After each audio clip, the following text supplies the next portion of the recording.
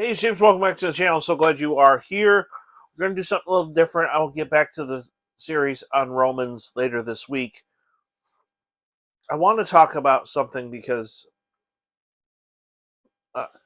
even though I can't talk about my day job here, I can tell you that I have dealt with many, many people over the last 12 years who have the best way I can describe these people is I refer to them as the church alumni. These are people that claim to be followers of Christ and yet don't go to church, had a bad experience at a church, got burned by somebody or a group of somebodies, and so they don't go anymore.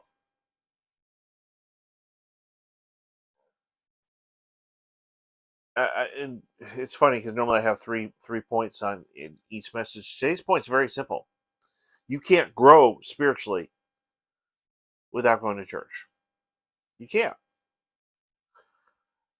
There's too many one another passages in the New Testament where we're told to love one another, encourage one another, pray for one another. How are you going to do that stuff if you don't have a relationship with other Christians?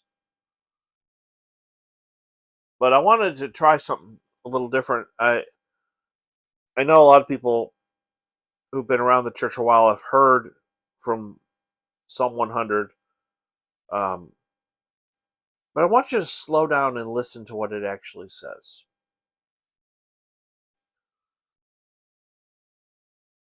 There's only 5 verses, so here we go. Shout out praises to the Lord, all the earth. Worship the Lord with joy. Enter his presence with joyful singing. Acknowledge that the Lord is God.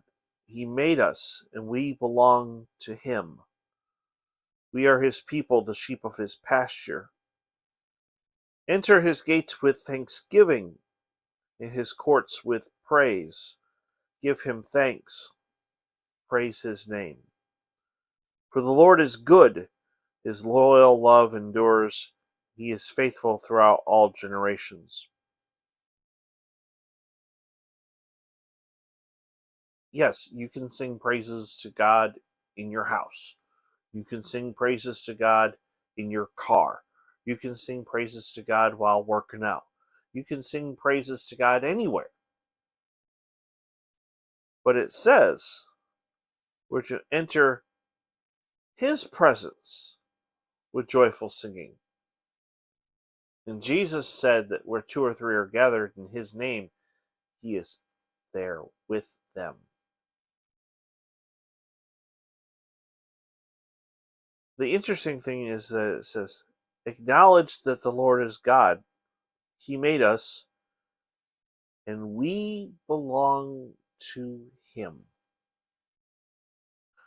Too many times, people approach the idea of finding a church based upon a consumer mentality. It's like, what can I get out of this?